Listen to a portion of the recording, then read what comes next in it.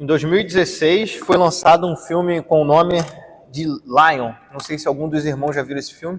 Na época que eu vi ele estava disponível na Netflix.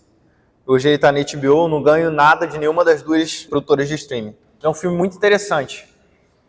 Ele é baseado nas memórias do próprio autor, Saro Bridley. Ele conta a sua história real, de como quando ele era um menino indiano, ele se perdeu de sua família e aos 5 anos de idade ele foi adotado por uma família australiana. O filme narra o decorrer dessa jornada. Em um determinado momento do filme, que ele se encontra na situação de um menino perdido, ele é recolhido pela polícia local a uma espécie de abrigo para crianças, tudo isso na Índia. Então, naquela situação complicada, tudo que acontece na Índia, a gente imagina dessa forma que seja um pouco mais complicada pelo tamanho da população lá. E naquela situação complicada, ele é chamado por uma assistente social que relata que a foto dele passou algumas semanas no jornal em busca dos seus familiares e ninguém ligou procurando por ele. Afinal, ele era de uma família muito pobre, ele havia se perdido muito longe de sua casa.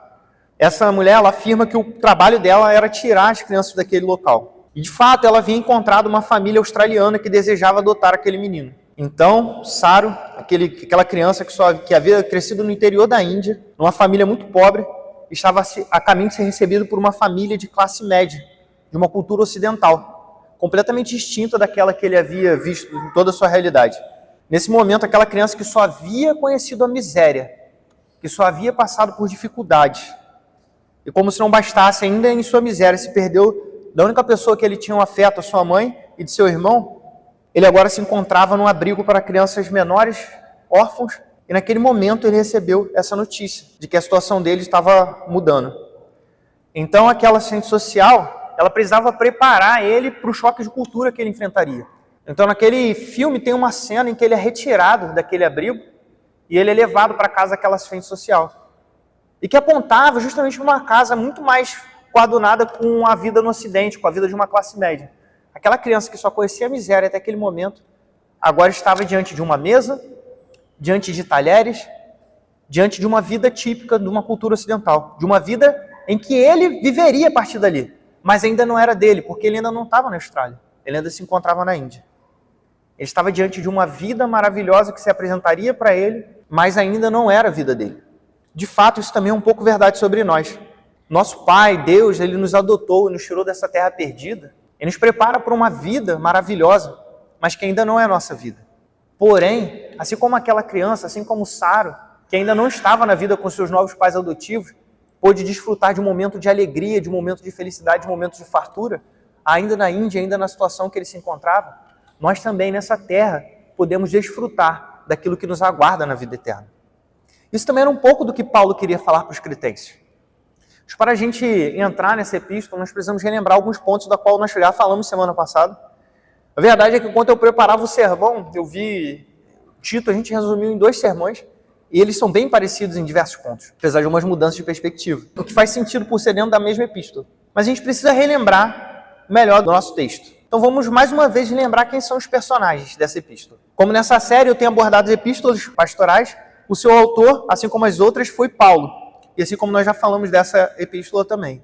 O apóstolo, aquele que foi um dos maiores missionários da história da igreja. Aquele que havia se gastado em prol da pregação do evangelho e aquele que, por conta dessa vida que ele viveu, passou por algumas prisões. E ele estava justamente no período em que ele havia passado por um grande período de sua vida preso e agora ele tinha sido recém-liberto.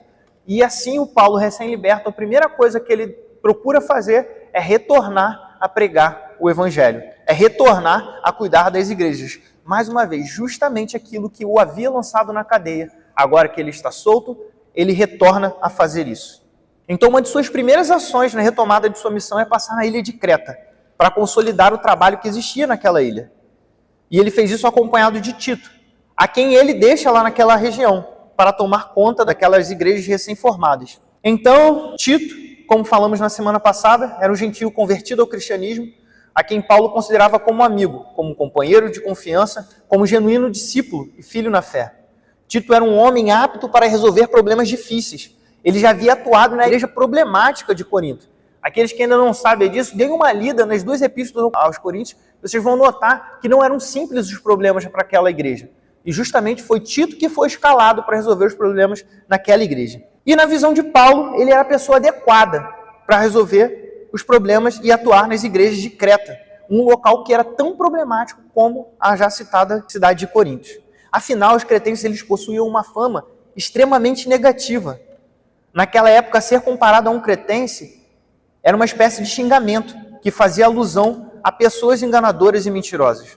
E a intenção de Paulo ao escrever esta carta era guiar Tito na tarefa de conduzir a igreja cretense à maturidade. E para cumprir esse objetivo, nós vimos na semana passada que Paulo, primeiramente, ele recomenda a Tito que ele deveria estabelecer uma liderança saudável, tendo em vista que aquela igreja ela sofria ameaça de líderes judaizantes, um grupo, para quem não conhece, um grupo que procurava trazer de volta o cristianismo para a ideia do judaísmo. De novo, a salvação por meio das obras e não por meio da obra de Cristo. E também aquela igreja sofria ameaça com a própria cultura local. Como nós já falamos, era uma região extremamente problemática. Os habitantes daquela região eles tinham uma tendência extremamente pecaminosa. Então, Paulo estimula que Tito ensine a sã doutrina. A recomendação é essa que ele repete 3 vezes na epístola. 3 vezes Paulo fala sobre a importância de ensinar a sã doutrina para aquele povo. Então ele apresenta uma lista de qual deveria ser a postura dos salvos por Deus. Assim nós encerramos o nosso sermão semana retrasada. Eu estou falando semana passada, mas foi semana retrasada. E o texto hoje que se encontra aqui diante de nós, ele se encontra imediatamente após essa lista que Paulo propõe de como deve ser a vida de um cristão saudável. E aqui Paulo destaca que a vida de santidade que ele havia descrito, ela ocorre em virtude da graça de Deus, que se manifestou trazendo a salvação. Paulo deixa claro para Tito que a prática da santidade é aprendida por meio da graça de Deus. Ele afirma que a graça é que nos educa e que renegadas a impiedade e as paixões mundanas, ela nos educa para que renegadas a impiedade e as paixões mundanas vivamos neste mundo de forma sensata, justa e piedosa. Ela também dá uma grande ênfase ao fato de que os crentes antes da conversão não possuíam nada de especial. Ele afirma que no passado todos éramos insensatos, desobedientes, desgarrados, escravos de todo tipo de paixões e prazeres, vivendo em maldade e inveja, sendo odiados e odiando-nos uns aos outros. E então, após apresentar a condição do homem antes da conversão, Paulo reitera que a obra de Deus é quem salva.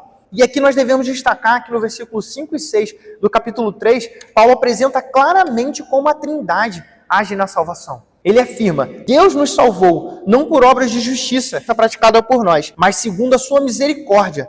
Ele nos salvou mediante o lavar regenerador do Espírito Santo, que ele derramou sobre nós ricamente por meio de Jesus Cristo, nosso Salvador. A salvação ocorre por meio de um Deus trino, como é exposto aqui. Então Paulo mais uma vez recomenda que Tito proclame ousadamente as verdades do Evangelho e previne Tito para que não entre em discussões tolas e sem valor. Tito deveria gastar o seu tempo proclamando e ensinando o Evangelho, pois essa é a mensagem que salva. Paulo encerra sua epístola deixando as suas últimas recomendações pessoais. Ele estabelece um período em que ele deseja a visita de Tito e pede por hospitalidade para outros companheiros e deixa sua costumeira saudação, em que roga a graça de Deus sobre os seus predestinados. Esse foi um panorama que nós fizemos desse texto que nós vamos estudar hoje. Nós olhando esse texto, nós entendemos que Paulo desejava ardentemente que os cretenses vivessem uma vida plena de alegria e santidade em Cristo. E ele sabia que o instrumento para executar essa tarefa era o Evangelho de Jesus. Isto era verdade para a realidade dos cretenses, mas isso também é realidade para nós. O chamado para uma vida plena e de alegria, para uma vida plena em alegria e santidade é para todo crente. Nós não pertencemos a essa terra. Nós estamos aqui, mas pertencemos ao reino de Deus. E nesse reino, a vida é em plenitude de alegria e santidade.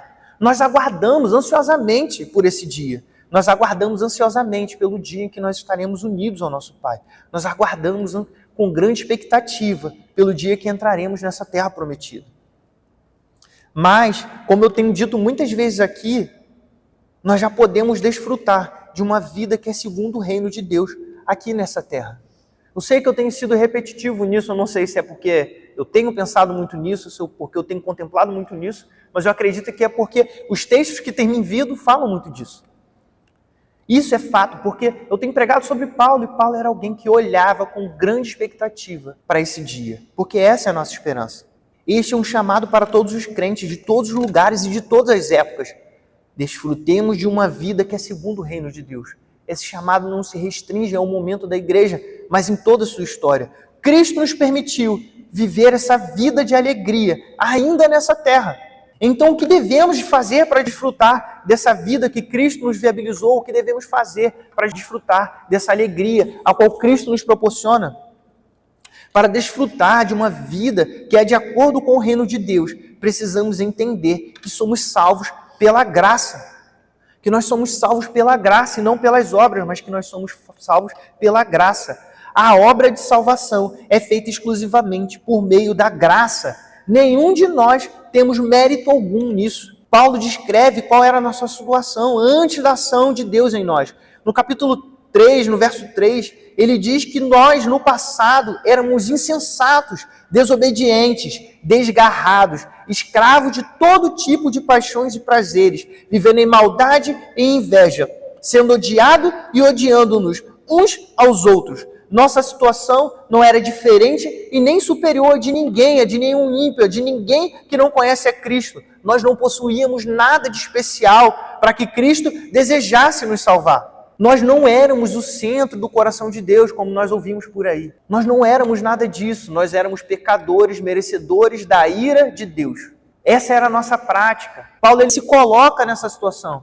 Ele não fala, os cretenses eram isso. Ele fala para Tito, lembre-se, nós éramos assim. Nós merecíamos o inferno, nós merecíamos a condenação. E se Deus condenasse a todos nós, ele não seria tido por injusto, e nem por um Deus que não tem amor, e nem por um Deus impiedoso, mas ele teria sido como um Deus justo, amoroso e piedoso, que não suporta o mal.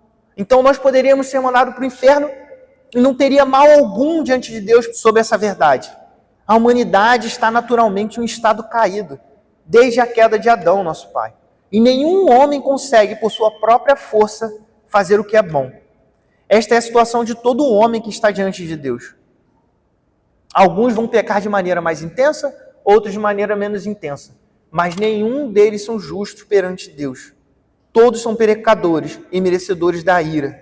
E muitas vezes nós tomamos alguém que tem uma vida moral, uma vida correta, e achamos que essa pessoa tem mais tendência para ser salvo. Enquanto aqueles que são mais devassos, mais depravados, nós nos restringimos a pregar o Evangelho. Enquanto que Paulo está falando que isso não cabe a nós olharmos e decidirmos, porque não tem diferença entre o velho homem que nós éramos e qualquer um desses, porque o Evangelho é poderoso para salvar a qualquer um. E não somos nós que julgamos quem ele vai alcançar e quem ele não vai, porque ele é o poder de Deus para a salvação. Ele não é o nosso poder para a salvação.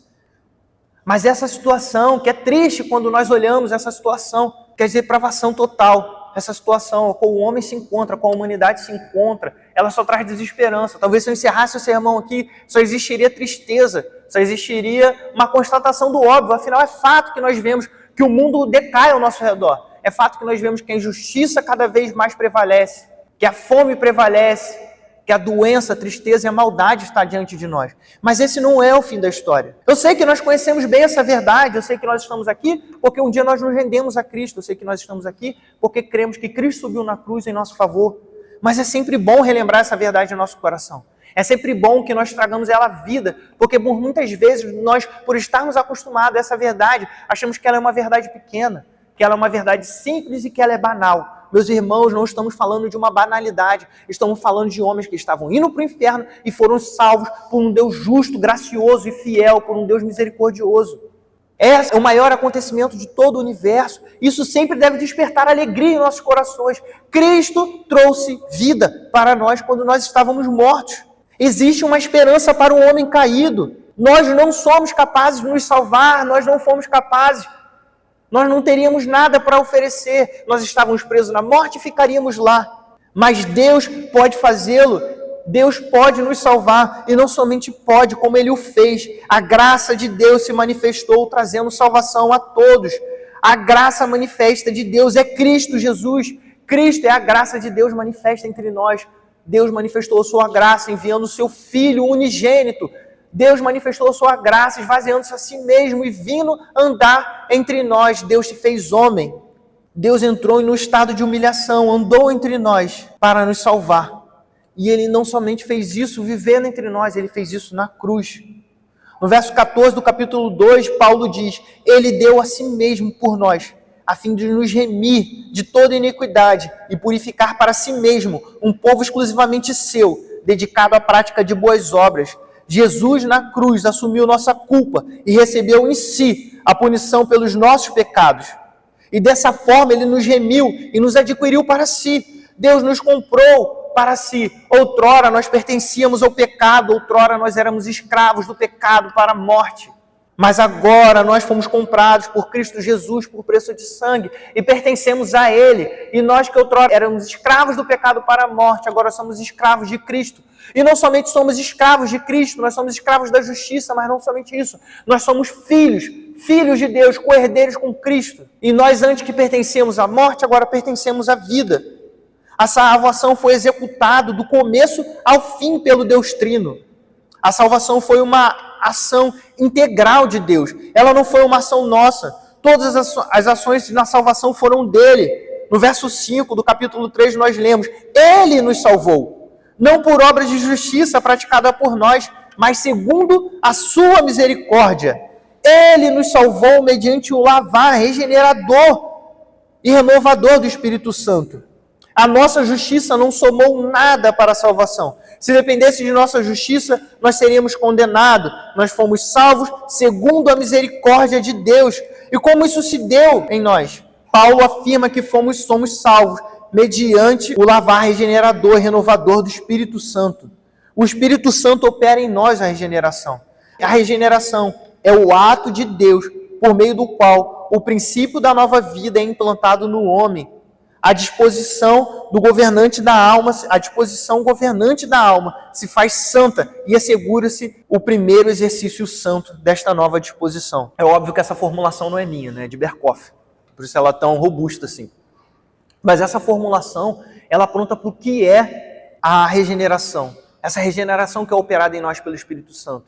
Nós, por si só, estávamos presos ao pecado. Nós estávamos cegos para a justiça. Nós não conseguíamos fazer aquilo que era bom porque nós não tínhamos noção daquilo que era bom.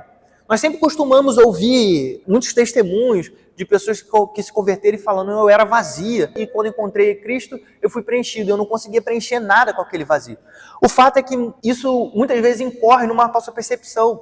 De fato nós éramos vazios, mas quando nós estávamos vazios nós não tínhamos essa percepção. Nós estávamos vazios, mas nós não sabíamos, porque nós estávamos perdidos em nosso pecado. A consciência do vazio, a consciência de que falta algo, já é a operação do Espírito Santo em nós. Quando o Espírito Santo passou a atuar em nós, quando o Espírito Santo passa a atuar na nossa vida, é que nós tomamos a percepção de que nós estamos vazios. É nesse momento que nós tomamos a percepção de que falta algo. Mas isso não acontece sob a nossa perspectiva, isso não acontece sob a nossa força ou sobre a nossa percepção. Porque nós estávamos cegos no pecado e o pecado era suficiente para nós. Como porcos que chafundam na lama e comem do refúgio, assim éramos nós. E estava tudo bem, porque nós não tínhamos noção da situação que estávamos. Até o momento em que nós somos acometidos pelo lavar regenerador do Espírito Santo e nós temos um estalo. E nós tomamos a consciência de que nós estamos em pecados. Para aqueles que estavam com saudade, quem lembra do livro Peregrino, logo no começo? Logo no começo do Peregrino, o cristão ele se encontra na cidade da destruição, numa situação complicada, porque ele toma consciência do livro, e até aquele momento ele não tinha ciência de que ele estava mal, mas quando ele toma consciência do livro, que fala que ele é um pecador e que aquela cidade havia de ser destruída, o que aparece sobre seus ombros? Um fardo. Esse é o momento da regeneração. O momento da regeneração é que nós tomamos consciência de que nós somos pecadores e estamos indo para o inferno. O que faremos diante dessa verdade? Aí começa a nossa salvação. Mas esse ponto, como nós estamos falando e abordando, não começou em nós. Ele começou em Cristo. O Espírito Santo faz isso. E esse lavar regenerador do Espírito Santo veio a nós por meio da obra de Jesus. Hendrickson, comentando sobre esse texto, ele afirma que essa bela frase, por meio de Jesus Cristo, nosso Salvador, indica que por meio de seu sacrifício expiatório e pela oração, obteve para seu povo, nós, o dom do Espírito Santo. Cristo, na obra da cruz, obteve para nós o dom do Espírito Santo. Isso veio por meio de Cristo. Então nós podemos observar claramente nesse texto a Trindade agindo para nos salvar. Deus Pai, em sua misericórdia, derrama sobre nós o lavar do Espírito Santo por meio da obra de Jesus. E assim nós somos justificados. A justiça de Jesus é atribuída a nós, que antes éramos pecadores, sem esperança, mas agora somos justos, herdeiros em Cristo Jesus. Herdeiros de quê? Herdeiros de uma vida eterna. A nossa história ainda não terminou. Esse não é o fim da história. O fim da história não é quando nós nos prostramos diante de Cristo. Nós sim estamos firmados na obra da cruz, mas essa obra não se encerrou na morte de Jesus. Ela também não se encerrou enquanto Jesus no terceiro dia ressuscitou. Nem tampouco ela se encerrou enquanto Cristo subiu diante dos olhos daqueles que observavam. Ela se encerra no seu retorno. Esse é o ponto central da nossa fé. Eu sei que eu tenho falado também muito disso. Eu sei que tem sido uma constância nas minhas mensagens a ideia de que Cristo vai voltar e de que nós devemos ter esperança nisso. Mas pensem bem, meus irmãos. Quem que se planejando para fazer aquela viagem dos sonhos, uma viagem longa? Eu passei por um período desse que eu planejei uma viagem de 1 mês com a Ana, há uns 5, 6 anos atrás, e até hoje eu falo dessa viagem. E antes dessa viagem, conforme ela ia se aproximando, mais a ansiedade enchia um pouco o nosso coração, mais a gente se planejava, mais a gente falava dos assuntos dos países que nós iríamos visitar, mais nós procurávamos estudar aqueles países que nós iríamos visitar e nos preparar para aqueles países que íamos visitar. Aquilo foi um período curto, de 1 mês, uma viagem curta, mas que encheu o nosso coração de alegria aquele período antes, simplesmente por estarmos nos preparando, porque nós tínhamos expectativa para onde nós viajaríamos. Agora, meus irmãos, nós que cremos no retorno de Cristo, nós que cremos numa terra perfeita que há de vir, nós que cremos que nós não pertenceremos aqui, mas nós viveremos lá. Como nós não nos debruçaremos sobre essa verdade e nos alegraremos sobre essa verdade? Como nós não gastaremos tempo falando da esperança que nós temos? Um dia essa terra há de se manifestar. Paulo se gastava e falava disso diversas vezes em suas epístolas. Na história da igreja, homens falaram sobre a esperança que tinham na vida eterna. E o fato é que nós estamos aqui porque nós temos esperança na vida eterna. Mas, infelizmente, nós muitas vezes somos cegados por o que essa terra tem para oferecer. Mas essa terra não é o nosso final. É óbvio que nós desejamos ter uma boa casa, nós desejamos ter uma família, nós desejamos ter filhos, nós desejamos que as coisas prosperem para nós. Muitos de nós aqui, e nós estamos inseridos no contexto de classe média, temos uma vida satisfatória. Aqui eu acredito que ninguém vai todo ano na Disney, mas ninguém aqui tem passado fome, tem uma vida que tem sido satisfatória na medida do possível. E isso vai nos enganar muitas vezes, porque nós vamos querer e vamos viver como se aqui fosse o nosso fim, mas nós não fomos chamados para viver aqui. Assim, quando nós estávamos caídos e corrompidos, este é um mundo caído e corrompido. E por mais que nós façamos a diferença, por mais que nós façamos o papel de luz e sal do mundo, nós não resolvemos o problema do mundo, nós simplesmente retardamos o apodrecimento. Mas a nossa esperança está firmada na nova terra e no novo céu. E é importante que nós, como membros, como crentes em Cristo Jesus, como crentes na promessa de que um dia Ele vai voltar, tenhamos isso firme em nosso coração. Porque o dia que nós deixarmos de ter isso firme em nosso coração, a nossa esperança vai ser num casamento, a nossa esperança vai ser num filho, a nossa esperança vai ser na compra de um imóvel, a nossa esperança vai ser numa viagem, a nossa esperança vai ser simplesmente aqui nessa terra. E quanto mais nós conquistarmos dessa terra, mais nós vamos desejar diante dela. E no final da nossa vida, seremos perguntados, louco, o que tens preparado? A nossa vida não é para essa terra. Nós cremos na terra que há por vir. Isso tem um efeito prático em nós. Nós somos o povo que está aguardando a manifestação da glória do nosso grande Deus e Salvador, Jesus Cristo. Nós precisamos ter isso diante de nós. Nós precisamos ter isso diante de nós. Quando entendermos que foi Deus quem nos salvou, nossa arrogância e autoconfiança é derrubada. Quando nós entendemos essa verdade, a nossa arrogância e autoconfiança é derrubada. E assim podemos viver verdadeiramente para uma nova vida diante de Deus. E a dinâmica dessa nova vida é a expectativa da vinda gloriosa de Jesus Cristo. A dinâmica dessa nova vida, a maneira de viver essa nova vida é na expectativa da vinda de Cristo Jesus. E quando se espera uma visita real, tudo se limpa, tudo se decora e se arranja para que o olho real o veja. O cristão é uma pessoa que está sempre pronta para receber o Rei dos Reis. Esse é o efeito prático da esperança da nova vida. Nós aguardamos que Ele venha e nós vivemos na expectativa desse belo e maravilhoso dia. Meus irmãos, olhem com honestidade dentro do coração de vocês. Vocês desejam que Cristo venha hoje? Vocês desejam que Cristo venha amanhã? Vocês desejam ansiosamente que os céus se abram nesse momento? Ou vocês preferem que esse momento se retarde mais um pouco porque vocês ainda não alcançaram aquilo que queriam? Se perguntem com honestidade sobre isso. Olhem com honestidade para dentro do coração de vocês. Porque se a sua resposta for não, você não deseja que Ele volte hoje. Você precisa reavaliar o seu cristianismo. Você precisa reavaliar a sua relação com Cristo. Porque a nossa esperança final está com Ele. E nós nos reunimos aqui na esperança de que Ele venha. Essa não é uma pergunta fácil. E essa pergunta se perdeu para nós porque nós nos tornamos confortáveis. Essa pergunta pode se parecer boba para alguém que está lá no Oriente Médio sendo perseguido em prol de Cristo. Mas para a gente ela é extremamente necessária. Nós precisamos entender qual é a nossa relação com Cristo. Para desfrutar de uma vida que é de acordo com o reino de Deus, nós precisamos entender que a salvação é pela graça. Esse é o passo principal para se viver de acordo com o reino de Deus. Mas também para desfrutar de uma vida que é de acordo com o reino de Deus, precisamos estar imersos em um ambiente de ensino do Evangelho.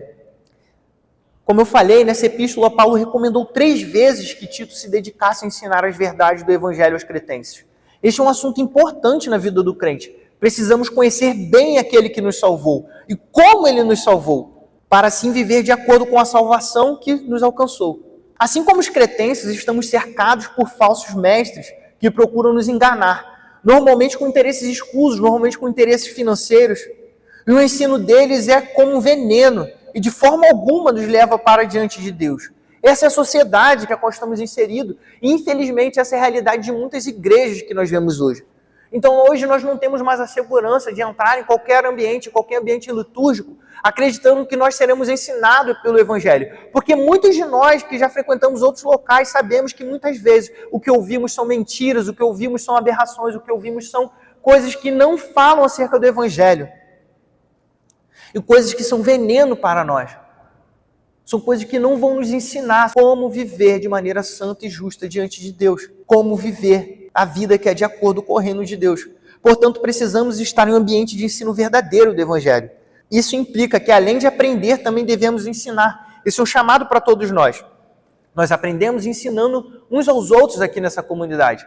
Mas este é um fato de peso para aqueles que se colocam nessa posição a qual estou aqui hoje. Essa posição de vir diante da igreja, de ensinar, quer seja no culto, quer seja na escola bíblica, quer seja nos aconselhamentos, os papéis que a liderança da igreja toma, que os presbíteros tomam, que os pastores eles assumem. Esse é um grande risco para nós, porque nós devemos nos colocar nessa posição de ensinar o verdadeiro evangelho. Essa responsabilidade é colocada em nós. E aqui eu trago também uma grande aplicação prática para a igreja, que é o pedido que os irmãos estejam constantemente orando pela liderança. Isso também é importante, porque para nós é um peso grande e nós devemos estar sempre compromissados com isso, de pregar o evangelho, de pregar a verdade, contra as tentações de pregar aquilo que é agradável. Eu, ontem, voltando da Tijuca, tive uma atividade eclesiástica lá, e voltando para casa, eu passei em frente a uma dessas igrejas, que eu não vou citar o nome, mas neopentecostais, que eu sei que prega esse evangelho coach, esse evangelho que infla o ego, e eu olhei assim com tristeza, porque eu falei, caramba, a igreja está toda arrumada, né? E a gente fica com tanta dificuldade de fazer as coisas, mas é mais fácil quando a gente faz daquele jeito, né? É mais fácil quando a gente prega mentira, é mais fácil quando a gente vem aqui e ensina que está tudo bem. Mas a gente não está aqui para isso, porque a gente querendo uma vida que está por vir. Então, ainda que seja difícil, para a gente nós pregamos o evangelho genuíno. Mas eu peço que os irmãos se mantenham em oração por isso. Se mantenham em oração por esse púlpito, no sentido de que todos que vierem aqui preguem o evangelho. E que isso não mude. Quando aprendemos o evangelho, aprendemos sobre a graça de Deus. E esta graça passa a fazer parte da nossa vida. E ela se torna a nossa educadora.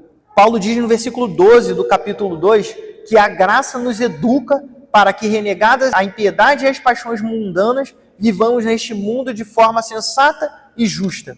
O verbo usado aqui para a palavra educa, ele é do mesmo teor que o substantivo pedagogo no grego. E um pedagogo, naquela época, é alguém que conduz as crianças passo a passo. É isso que a graça faz conosco. Ela nos educa. A graça é a nossa pedagoga. E no contexto em que a carta foi escrita, a palavra vai além do que entendemos hoje. Hoje, quando nós falamos de um pedagogo, a gente pensa num coordenador de uma escola, de currículo e algo desse tipo. Mas naquele contexto, a ideia do pedagogo era alguém de confiança que exercia constante supervisão sobre o comportamento da criança de quem ela era encarregada. E isso implica em ensino e disciplina. A graça de Deus nos ensina e nos disciplina. E assim molda o nosso comportamento, proporcionando que reneguemos a impiedade e as paixões mundanas, para que vivamos nesse mundo de forma sensata, justa e piedosa. Também precisamos entender que o ambiente de ensino implica em exortação e repreensão. Nós não somos perfeitos e, apesar de sermos salvos, por vezes tomamos caminhos que nos levam para distante da cruz. Por isso que Paulo foi tão claro ao instruir Tito e dizendo: exorte e repreenda com toda autoridade. A exortação e a repreensão é um sinal claro de amor e zelo. Precisamos relembrar, Creta não era uma cidade fácil, aquela população não era fácil. Então eles tinham tendências ainda no seu coração de comportamentos antigos, de mentiras, de tramas e de coisas desse tipo. Isso não os tornava descrentes, mas tornava aqueles irmãos carentes e necessitados de repreensão e de exortação e de cuidado. Mas isso é verdade sobre nós. Nós viemos domingo após domingo aqui na igreja, mas a grande maioria daqui está inserida em ambientes extremamente nocivos, em ambientes extremamente descrentes, ambientes de mentiras, de falatórios, de difamações. E muitas vezes nós vamos para esse ambiente e absorvemos, como eu falei também no último sermão, nós vamos absorvendo pouco a pouco essas verdades em nossas escolas, faculdades e trabalhos. Nós precisamos de tempos em tempos sermos exortados, sermos repreendidos. Isso não é mal, isso é saudável. É um exemplo que eu sempre trago quando eu vai falar de repreensão e disciplina, lá também no livro do Peregrino, que é um momento em que o cristão e seu companheiro esperançoso, eles se desviam do caminho, porque eles não seguiram as orientações dos pastores lá atrás. E quando eles se desviam no caminho porque ouviram uma fala de um bajulador, eles caem numa armadilha. E naquela armadilha, no momento de desespero, alguém vem ao encontro deles, e de fato, um ser celestial, um anjo nessa alegoria, e olha para eles e fala: por que vocês caíram aqui? Vocês não tinham mapa, vocês não tinham guia para ir para a cidade santa, para a cidade celestial? Por que vocês caíram aqui? E aqueles homens falam que não leram aquelas verdades, mas preferiram seguir o adulador, o bajulador deles. Aquele anjo liberta aqueles homens, mas antes de os dispensar, ele corrige aqueles homens, para que eles lembrem da marca no corpo deles, do caminho errado que eles fizeram. A repreensão, ela não tem a intenção de machucar, ela não tem a intenção de fazer mal, ela tem a intenção de curar e de amar. O reverendo Joel já falou por diversas vezes aqui que ele não tem a pretensão nenhuma de ser nosso amigo, isso é eventual. E isso às vezes pode soar forte, né? Mas de fato, assim como eu não tenho a pretensão de ser amigo do meu filho, eu tenho a pretensão de ser pai dele, zelar por ele, para que ele cresça bem. E, obviamente, a amizade ela vai ser uma consequência eventual disso. O reverendo Joel, quando ele fala isso também sobre nós, é verdade. Nós devemos agradecer a Deus por isso. Isso também é uma verdade para o conselho nosso. Algo que nós temos aprendido. Óbvio que nós desejamos a amizade de cada um aqui. Mas nós desejamos, acima de tudo, que os irmãos sejam salvos. E se for para isso, nos colocarmos numa situação que não é a mais favorável, mas que nós precisamos repreender alguma postura errada, algum caminho errado, nós vamos fazer isso, porque nós fomos chamados para zelar pela alma de vocês. E assim como a repreensão às vezes incomoda de fato, porque ela nos tira do caminho que nós queremos tomar, mas ela nos cura e nos salva, e é ela que nos preserva. Isso é engraçado, né? Porque a igreja é isso, ela é um ambiente estranho, por assim dizer. Nós nos reunimos aqui e nós sustentamos essa igreja por meio dos dízimos e ofertas, um mandamento bíblico, mas que implica em que nós de fato depositemos nossos dízimos e ofertas aqui. Nós nos reunimos aqui voluntariamente, domingo após domingo, e nos esforçamos por isso. Cancelamos eventos, evitamos sair. Eu particularmente e a Ana passamos a preparar o sábado para que o domingo seja um dia mais tranquilo, e nós viemos aqui e muitas vezes nós saímos confrontados. nós saímos afligidos pela mensagem, confrontados porque nós estamos indo por caminhos ruins. Ou seja, no final de tudo, é um esforço danado para eu ser contrariado.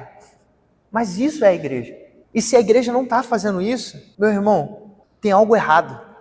O cristão e o seu amigo esperançoso, pouco tempo antes desse caminho que eles tomaram errado na história do livro, O Peregrino, eles também tomaram um caminho errado porque eles escolheram um caminho mais fácil. Naquela situação, eles infelizmente não encontraram ninguém durante o caminho. E eles foram parar no Castelo do Gigante Desespero, onde eles sofreram muito. É um livro que eu sempre recomendo a leitura. Eu acho que ele tem lá na biblioteca. Meus irmãos, quando nós tomamos os caminhos errados, é muito doloroso as consequências dele. Quando nós somos repreendidos, nós devemos glorificar a Deus por isso. E agradecer porque tinha alguém ali para nos mostrar qual é o caminho correto. Precisamos entender o que é um ambiente saudável de ensino. Nós já vimos que o ensino implica ensinar a graça, nós já vimos que também implica o ensino e repreensão, mas precisamos entender o que é um ambiente saudável de ensino. Porque nós naturalmente somos atraídos por discursos fantásticos, por aqueles conhecimentos que são notas de rodapé. Uma fala mais arrojada, termos teológicos, ansiamos naturalmente, como filhos de Adão que somos, por sermos tidos como especiais, como os detentores de um conhecimento mais profundo. E esse é um caminho que corriqueiramente nos seduz. Afirmações enfeitadas, com aparência de sabedoria sobre as Escrituras, com teorias de conspirações ao fundo, um falso academicismo e que arroga para si um conhecimento fora do senso comum. Uma igreja com conhecimento que ninguém mais tem.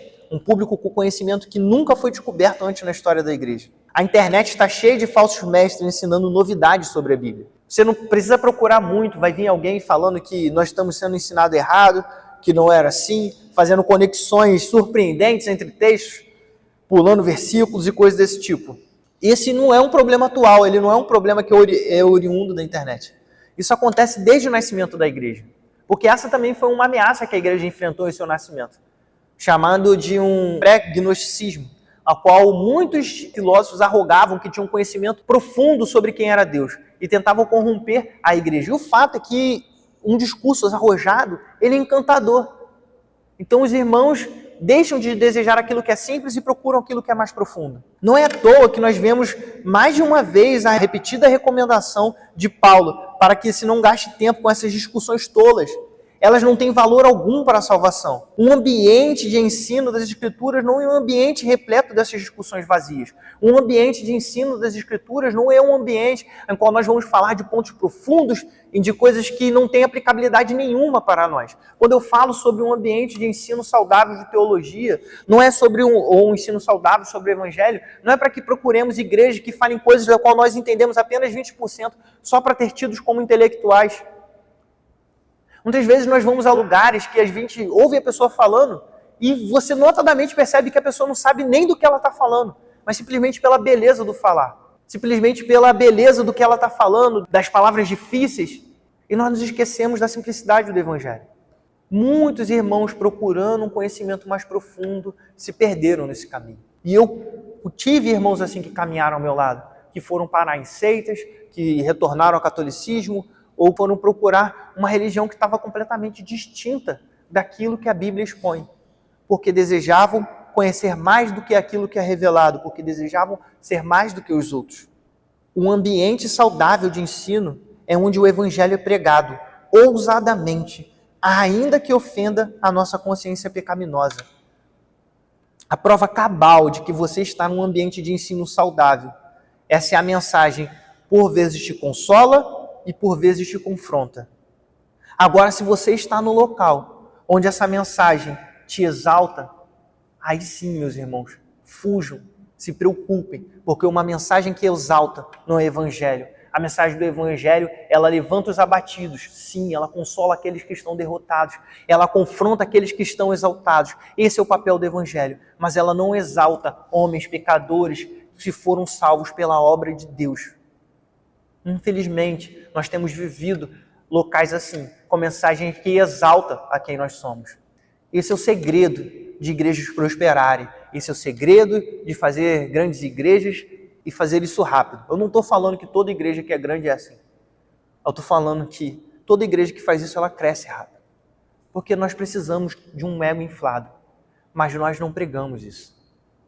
Nós pregamos um Cristo na cruz que morreu por homens pecadores que não mereciam. E essa verdade, ela é humilhante para nós. O nosso Deus foi à cruz por nós, por nossa culpa. Mas nós nos prostramos em alegria diante dele, em regozijo, porque ele fez isso para nos salvar. Mas o Deus que fez isso para nos salvar continua a nos perdoar. E nós, cônscios do que ele fez, ainda pecamos. E essa é a verdade. Essa é a dolorosa verdade, que ainda, infelizmente, nós falhamos, nós pecamos e não somos especiais. Essa é a verdade que nós não gostamos de ouvir. Mas quando nós ouvimos, nós somos levados cada dia mais para perto de Jesus. Cada dia mais para viver de acordo com o reino de Deus. Mas para desfrutar de uma vida que é de acordo com o reino de Deus, também precisamos abandonar a velha maneira de viver. Nós precisamos abandonar o velho homem, a velha vida e viver a nova. Porque nós somos salvos, sim, pela graça. Assim aprendemos no Evangelho. E a partir dessa verdade, e somente a partir daí, nós somos capazes de abandonar a nossa velha vida. A conversão, ela é uma ruptura que ocorre em nós. Existe um ponto de descontinuidade em nossa história. O velho homem é abandonado e nós passamos para uma nova vida. Nós não somos contínuos. Quando Cristo nos salva, o velho homem rompe. Ainda que você tenha se convertido muito novo para se lembrar, ainda que você tenha crescido num lar cristão, houve uma ruptura entre o velho homem e o novo homem. Nós renegamos a impiedade e as paixões mundanas. Essa palavra, renegar, no texto que ela está, no original, ela tem uma aplicabilidade de algo que é feito em si mesmo. Ou seja, ela dá a entender que essa ação de renegar o homem, ela é feita por nós, em nós. Essa é uma ação humana. Sim, de fato, foi Deus quem nos salvou. Foi Cristo que nos salvou por meio da sua graça. Ele que abriu os nossos olhos para o pecado. E então, a partir dessa verdade, nós conscientemente rejeitamos a nossa velha vida e abraçamos a vida que o Senhor nos proporciona. Essa é uma ação nossa. Apesar de que não ter mérito nenhum, ela exige esse movimento, ela exige esse esforço. Nós abraçamos a vida que o Senhor nos proporciona. Essa é uma ação que acontece em nós. Este é um ponto externo da nossa salvação. A graça, ela age dentro de nós. O ensino atinge o nosso coração e mente. Então nós somos salvos. Mas a partir daí, a nossa vida precisa manifestar essa realidade. Não existe um crente que não pareça um crente. Eu não falo de aparência física, eu não falo daquele estereótipo que existe do crente com a Bíblia grande debaixo do braço ou andando com roupas específicas. Não é desse ponto que eu estou falando, não é da aparência física, mas é da aparência prática. Quando nós vivemos em um país extremamente miscigenado, nem sempre é simples a gente reconhecer um estrangeiro entre nós. Às vezes você, simplesmente pela aparência, vai passar um estrangeiro e você não vai saber que essa pessoa é estrangeira. Mas quando essa pessoa fala, quando ela anda, quando ela age, você percebe que aquela pessoa não é daqui. Você percebe que aquela pessoa não é desse país. Ou indo até um pouco além, até mesmo como o nosso país é de uma escala continental, a gente consegue perceber de onde são a região das pessoas. Quem é do Nordeste, quem é do Sudeste, quem é do Sul. Simplesmente pelo falar, pelo agir, pelo se portar, pela cultura daquela pessoa. E isso também é verdade para nós em comparação com a cultura secular. O crente, ele é distinto. Se nós estamos no trabalho, em nenhum momento nós fomos reconhecidos como crente. Tem algo estranho aí. Como nós não vamos ser reconhecidos como crente num ambiente extremamente profano, extremamente de falas imundas ou de armações e dramas? E nós sabemos que os trabalhos têm dessas coisas. Às vezes o trabalho parece uma novela mexicana. Eu fico impressionado com isso. O tempo foi passando e eu fui percebendo isso. E como você não vai ser distinto num ambiente desse? Nós não pertencemos a essa terra, nós somos estrangeiros aqui. E isso precisa ser externado em nós. O crente, ele deve apresentar uma vida distinta dessa terra. Ele se sujeita às autoridades, eles são obedientes, eles estão prontos para toda boa obra, como Paulo disse. Eles não são difamadores. Quão difícil é isso? Eles são pacíficos, eles são cordiais com todos. Eles sabem de onde vieram, eles sabem qual era a velha vida, eles abandonaram e rejeitaram ela. Eles não vão voltar para ela. Viver uma vida santa é natural na vida do crente. A nossa vida ela vai manifestar os frutos da salvação. Mas apesar de ser natural, isso não é automático. Apesar de ser natural na vida do crente, que ele tenha uma vida de santidade, isso não é uma tarefa automática. Você não fica inerte esperando que a santidade brote em você e que você vai fazer coisas santas. Paulo, em sua despedida nessa carta, ele solicita que Tito exerça hospitalidade para com Zenas e Apolo, os prováveis portadores dessa carta, que eles estavam em uma viagem cujo destino é ignorado aqui, não é falado e nós não temos acesso. Nesta tarefa, Paulo vê uma oportunidade de ensino para os cretenses. Ele diz que os cretenses devem aprender também a se empenhar na prática de boas obras a favor dos necessitados, para não se tornarem frutíferos. Paulo queria que os cretenses recebessem com hospitalidade a Zenas e Apolo. Paulo entendia que essa não é uma tarefa automática. Paulo entendia que as boas obras ela precisa ser aprendida, ela precisa ser exercitada. Paulo disse literalmente, eles devem aprender também a se empenhar na prática de boas obras. Paulo não os considerava ímpios, Paulo não os considerava perdidos, mas entendia que eles precisavam aprender a viver em boas obras. Irmãos, uma vida de piedade exige intencionalidade. Nós precisamos ser intencionais. Uma vida de piedade exige intencionalidade. Intencionalidade é quando você vê um irmão precisando de ajuda e for mais fácil para você ignorar, você intencionalmente você vai se movimentar para aquele irmão, para fazer o bem. Quando você vê alguém que está precisando de ajuda no trabalho, por pior que seja essa pessoa, que não tenha Cristo, você vai intencionalmente se movimentar para falar de Cristo para aquela pessoa. Você vai intencionalmente pegar a conversa que você está tendo e vai conduzir ela para falar de Cristo. Isso é natural, mas não é automático. Isso exige treino, isso exige prática na nossa vida, nós precisamos aprender. É isso que nós fazemos muitas vezes aqui na reunião do evangelismo, conversar sobre como nós vamos evangelizar aqueles que nos cercam. Meus irmãos, nós precisamos nos empenhar na prática de boas obras. Isso também não é só em relação ao evangelismo, a nossa própria prática de santidade. A difamação, ela ganha abrigo fácil no coração. Eu percebi isso com muita tristeza. E você precisa treinar para que ela não viva em você. A mentira, ela ganha abrigo fácil no coração. Você precisa treinar para não mentir. Você precisa treinar isso na sua vida constantemente. Olhares maliciosos precisam ser treinados para que não ocorram. Conversas que não convêm precisam ser treinadas para que não ocorram. Isso é sinérgico nosso para com Deus. Deus garante em que nós vamos vencer, mas nós precisamos lutar. Nós lutamos não porque nós confiamos na nossa prática, nós lutamos porque confiamos na obra de Cristo na cruz. Então nós temos certeza que se nós formos nos opor à nossa carne, que se nós formos rejeitar a nossa vida, que se formos abandonarmos quem nós éramos, nós faremos isso na confiança da obra de Cristo, nós seremos vitoriosos, porque não depende de nós. Mas se nós sentarmos e esperar a santidade brotar em nós, ela não vai brotar. Não devemos confundir a ausência de mérito com a ausência de esforço. De fato, nós somos salvos pela graça e não temos mérito algum nisso. Mas nós vivemos uma vida de luta contra a carne. O velho homem luta dentro de nós, buscando retornar o controle sobre a nossa vida. Portanto, dia após dia, mediante vida devocional, em oração e adoração, em leitura das Sagradas Escrituras, e se deleitando da comunhão dos santos, na comunidade a qual Deus nos chamou, estar na igreja é importante. Esses são os chamados meios de graça, estar na igreja, participar da ceia.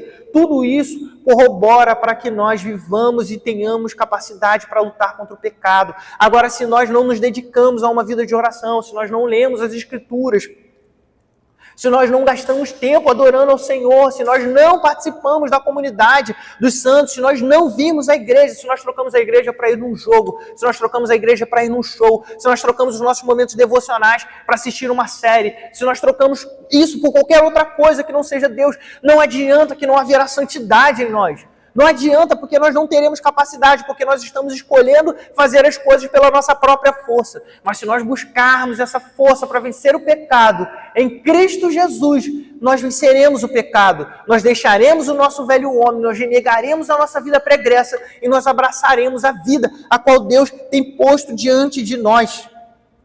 Rejeitar a velha vida é necessário para todo crente. Pois para viver a vida de acordo com o reino de Deus, precisamos rejeitar a vida que é dessa terra, precisamos rejeitar a vida que é morte, precisamos abraçar a vida que Deus nos deu. Meus irmãos, o nosso destino não é nessa terra. A nossa habitação ainda está por vir. Nós, assim como o menino Saro do filme, estávamos perdidos nessa terra. Mas Deus, nosso Pai, Ele nos adotou e Ele há de nos levar para junto de si. Essa é a nossa esperança. Nós aguardamos por isso. Mas enquanto esse dia não chegar, nós já podemos desfrutar dessa alegria aqui na terra. Assim como aquele menino do filme que passou por momentos felizes na casa da assistente social, antes de chegar à sua nova família. Nós também passamos por isso. Nós estamos aqui diante da comunidade a qual Deus chamou para cuidar de nós. E nós temos essa alegria aqui. Nós temos os momentos para desfrutar disso. Uma vida de santidade, uma vida de felicidade. Nós podemos desfrutar da vida que está esperando por nós desde já, até o dia que Jesus voltar. Mas para isso, precisamos entender que nós fomos salvos pela graça de Deus. Nós não temos mérito nisso, nós não fizemos nada para merecer isso. Nós fomos salvos pela graça.